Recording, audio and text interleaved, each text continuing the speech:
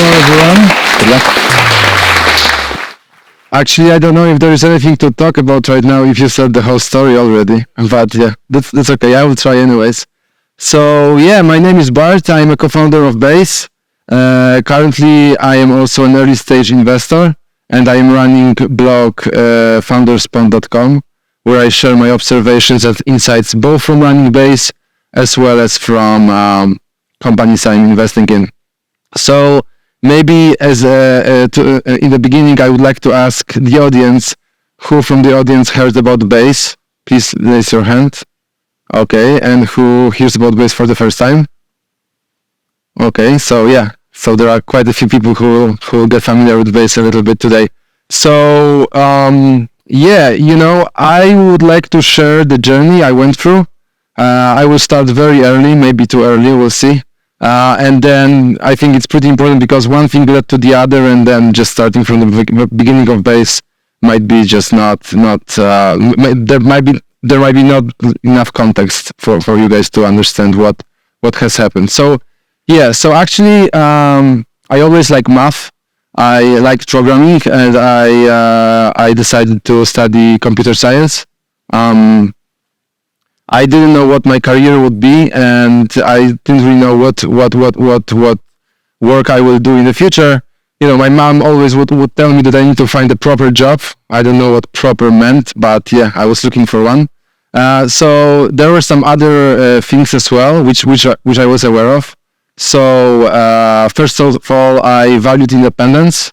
I didn't like anyone telling me what to do and what not to do. And yeah, and I was exploring, I was throwing myself into different projects. And actually in 2006, a friend of mine from high school, he asked me whether I want to join him on the trip to US to work through the summer there. I was super happy to join him. And actually a bunch of us, like 6 or 7 people went. We spent there 4 months. It was like a pretty pivotal moment for me. You know, it was just like a restaurant job and stuff like this. But for me to go to US for the first time, the English-speaking country, finding a job, you know, meeting so many people from around the world and just kind of like observing them. They were kind of like a little bit different to what I was used to. So first of all, they were like very independent, they were hardworking, they were committed, and yeah, they were very entrepreneurial. And actually, you know, it made an impact on me. It was like pretty fresh and exciting. So it was like a great journey. And after coming back to Poland, actually, 2006, the other friend of mine, also from high school, so his name is Paweł, and he worked through the summer on the project for the company from Sweden. They didn't finish it, and the guys from Sweden asked him whether he want to finish it in Poland. And yeah, he said for sure, and he asked me whether I want to join him. And yeah, we decided to kind of like work together on the project. It was an online application. It was like a pretty much startup, Swedish startup. And in the beginning, we thought we were super optimistic that it will take us a month to finish the project. You know, everything takes a month in the beginning. But apparently, it took us significantly longer. You know, it took us like half a year to finish the project. Another friend of ours, Agata, joined us through how the work. It was coded. It was like application in Ruby on Rails. Very early days of Ruby on Rails, a framework. We didn't know Ruby, we didn't know Rails, so it was quite a challenge to do some, you know, like professional job in that framework. But anyways, we somehow managed to finish it, and yeah, after 6 months we launched it, and it was our first project. It was like it was a commercial disaster because you know, like. We thought that one person for 1 month and then end up 3 people for 6 months, like not a good unit economics for the project. But yeah, we tried to be positive about that, and actually it was our first commercial thing in our portfolio, and we could be proud of that. So we thought, okay, so why don't we start looking for more projects? Maybe we can find different customers who want to work with us. And actually, this is how Applicake started, 2006 again. You know, we grew the company to 20 people. It was like a software development house. We were doing web development in Ruby on Rails. We would actually work with people from Western Europe and from US. mostly our friends in the business. We grew it to like the group of 20 people, and yeah, it was a great atmosphere, and it lasted for quite some time. But after a while, we kind of like observed few things. So the first one was that our clients were typically people from abroad, as I said, and those were people who had a product idea and they wanted to build an MVP. They couldn't do it by themselves, so they asked us for help, and we would build MVP for them. And what happened next is that typically those products were not working, no traction, so they had to shut it down, and we were out of work. Or the alternative path was that actually there was some traction, and then typically client would just hire somebody in-house, and would be also out of work. So that wasn't like amazing business model for us. We thought that that in order for us to scale, we would need to hire significantly more people in management. Remember, I was 20, I think 2 or 3 back then, so this didn't seem like a best option. And so what we thought that since we know how to build products, and since we know we've done it before, why don't we build our own product company? We thought that just building a product company might be interesting because it's like a different business model. It's easier to build culture around that. It's just easier to kind of like keep people around. And yeah, this is what we did. And our first product was not Base, was Triple.l. Not sure if you guys heard about this amazing application. I would assume that you didn't. But Triple.l was a social network. Imagine that, social network for travelers, launched in 2007. We all like traveling, and we thought that having creating a social network where people could share their memories, look for other companions for their trips, and this kind of stuff should be a great idea. And yeah, we were super excited. We launched the product. We invited friends and friends of friends, and after a while, we understood that it just doesn't make sense to actually work on that. And I think that here's one of the biggest lessons I think which we got is that really we built a nice to have app which didn't solve like any real customer need. And after quite some time, we had to shut it down. So again, business-wise, it was a bummer, but we kind of like tried to stay positive, and we thought, okay, this is it didn't work out, but maybe the whole idea of building a product was super exciting, and and we thought that next one will be even better. It was actually. So then what happened next is that in 2008. We met Uzi. Uzi was a CEO of Base, and Uzi is Israeli. He used to run a web agency in Israel back then, and what he observed is that sales management software for companies is complex, is expensive, and actually we thought that creating a sales management software for which is intuitive, easy to use, and cheap, specifically for small businesses might be a good idea. And Applicake during that time was maybe like 20 people, so we had like already some kind of volume of customers. We all managed that in spreadsheet. It was all mess, it was difficult to stay up to date. Different people would write on under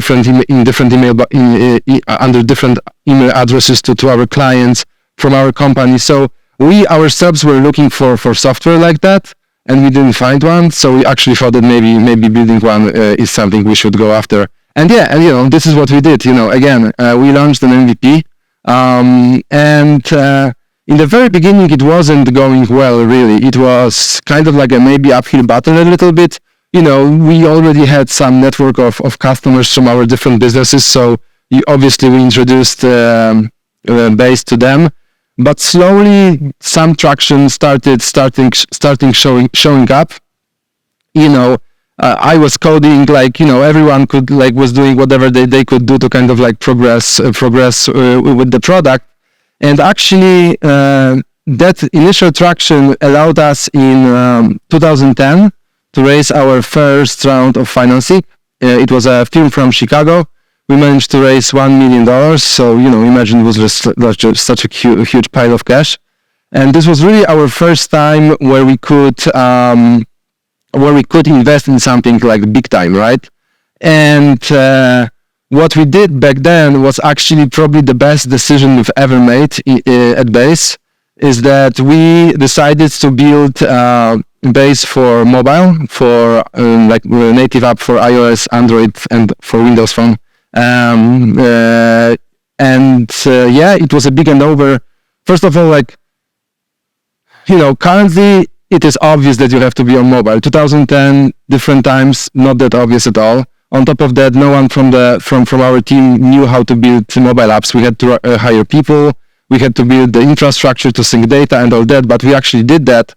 And we managed to release our mobile apps for Base end of 2010, and it was like a pivotal moment for the business. So after that, our signups completely skyrocketed. The reason for this was that apparently when you would type in CRM or sales tracking either on iOS App Store or Android Marketplace, we would show up on the first place, just because there were just like not too many apps in that category on those platforms.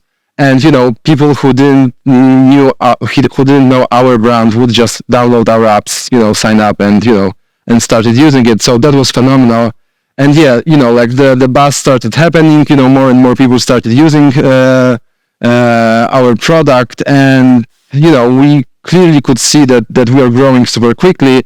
And during that time, another funny thing happened is Intex Ventures. This is like a pretty well-known firm from San Francisco. They knocked to our doors and they said, "Hey, we want to invest in you." We were actually not looking for money, but they say that they like what we do and they want to be a part of that story.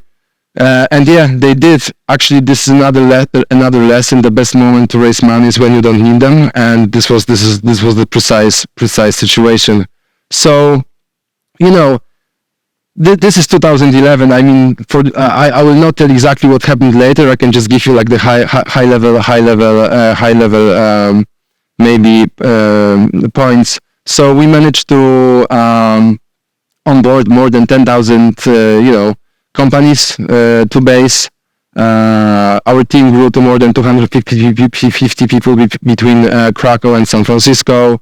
We started with small businesses or freelancers, and then bigger and bigger customers started using Base. So medium-sized companies and enterprise companies. Imagine walking to the office of a company where there are more than 1,000 salespeople using your software, and you see that software on all those screens. So that was pretty neat experience. And on top of that, we managed to raise another 2 or 3 rounds of financing. And then 2018, Zendesk, they have an office nearby. It's like a pretty well-known support software player. They wanted to enter sales software market, and they did it through the acquisition. And yes, they acquired us. So that was kind of another milestone in our journey. And so I think what I would like to do now is to kind of maybe share some observations and lessons from that period, because I think that those might be pretty interesting. The first one is that actually while working on Base, growth has become the compass for our decision making. Really, we really tried to focus on projects which would allow us to grow quicker. And there are kind of a few points to that. So first of all, we wanted to work extremely efficiently on things, right? And in order to do that, we always thought about the project in terms of 3 layers. So one of them was a time of execution, scope, and quality. And we knew that we kind of have it all, and we always optimized for short period of development and then a good quality. And obviously, the scope had to be not that big. The reason for that was that we always wanted to kind of release stuff and move quickly and do all that things. But we knew that we have to kind of limit the scope of our projects. The other thing was that we wanted to always focus on most important things, most important projects, not work on things which are not that important. And in order to do that, maybe this will be like a cliche, but I really truly believe that this is the only way, is that you really need to be close to your customers to really understand them. And maybe it sounds obvious, but like imagine this, like we started with very small customers, right? And then bigger and bigger customers and enterprise customers. And then market changes over time, like there are different forces, happening, on the market. And, staying close to customers is not easy. You need to kind of like consciously think about this, because in the end of the day, they have a challenge and you can provide the solution, and the delta between their challenge and your solution is the value of your product. So you really need to know what is their challenge in order to build a good product. And last but not least, we measured stuff. We wanted to eliminate bias from our thinking. We wanted to be thoughtful and analytical. So the other very important thing was our founding team. You might find the theme of those pictures. I don't know if you do, but ChatGPT helped me a little bit with this presentation. So the founding team was I think amazing. Like first of all, there were a bunch of us, like 5 people. So we had complementary skills, in engineering, in marketing, in design. And actually, I think that just starting a company by yourself is pretty difficult, because there's just like so many things happening. And also, as a founder, you typically focus on things that don't work and things which can be improved. So to some extent, it's not that fun. So actually having, like people around you who can support you and who really understand you, this is pretty important. So I think the founding team was great. On top of that, like the market we operated at was growing. So between 2010 and 2020, like CRM market grew 5-fold. So it was big and it was growing. Pretty cool thing to experience, just because it's like a big tailwind for many things. Other than that, we didn't really kind of like plan for this, but there were like 2 very important shifts happening over this time. So first of all, movement from desktop to mobile, and second of all, from on-prem software to cloud.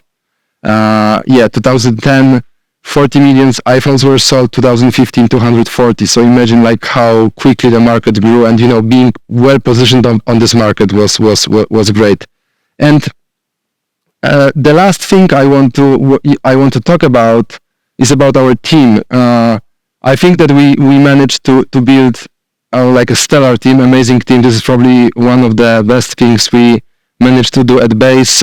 We're super proud of that. But the thing about our team is that it was like pretty intentional how we build it, and maybe I wanted to just double click on that.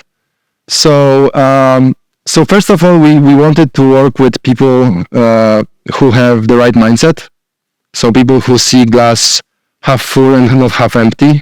I just think that there are just so many different challenges over time that if you are not positive and you don't believe that something can be done, it's very difficult to accomplish it. We wanted to work with people who are motivated in a proper way.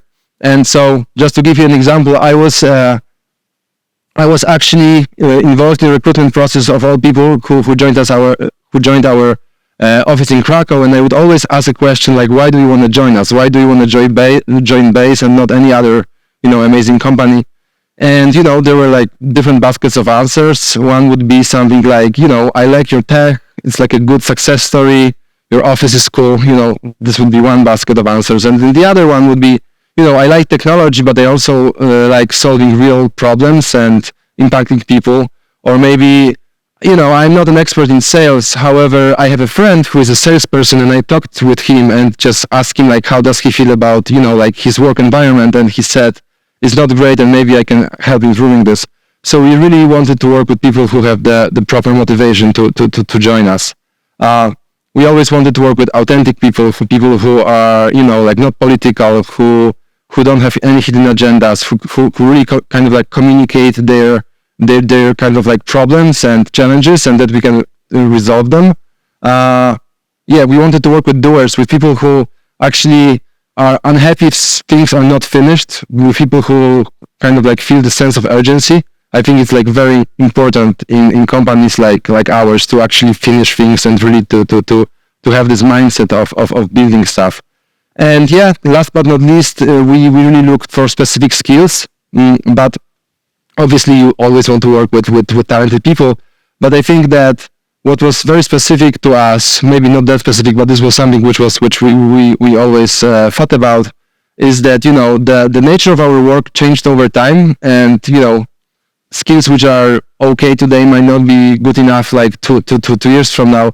So we wanted to work with people who like to learn and for whom learning is just like a natural process because they are curious. And I think this was like a very, very also important trait of our team members. Yeah, so those are kind of like lessons and observations. When I think about them today, I don't necessarily think that there's like anything special in those observations or revealing. Like you can probably read about that stuff or, like listen somewhere. But I think that just going through them myself and just experiencing them, like gives me this kind of like deep understanding that those are important things and not others. So, I knew about them before, but, I just like, okay, that's fine. But like just going through this stuff was important. And yeah, maybe as a parting note, what I want to tell you is that if you like to work hard and you're curious and you like to build things, I think then just joining an early stage company or starting one is something like extremely. It can be extremely fulfilling. So when we started, I was coding. I was like a mediocre programmer. Then I had to like improve my skills in that area. Then I moved to product. I was also running growth team after some time. When when my role changed to chief product officer, I was selling base. I was implementing base to our biggest customers. And I was also responsible for building the team in Krakow. So actually there were like many different roles I went through while working at base. And actually, in most of them, I was rookie in the beginning. I was complete noob, right? But just like the situation required me to improve. And by the way, I think it was like a very common thing for most of our team members, just because things changed so quickly. So yeah, I think that apparently this is something which I haven't thought will be the case, and it was like a very important part of the journey and also like very fulfilling one. So yeah, I think that just going through that stuff was great, and you might think about this for yourself as well. So I think this is it for now. So maybe any questions? Happy to answer. Cool.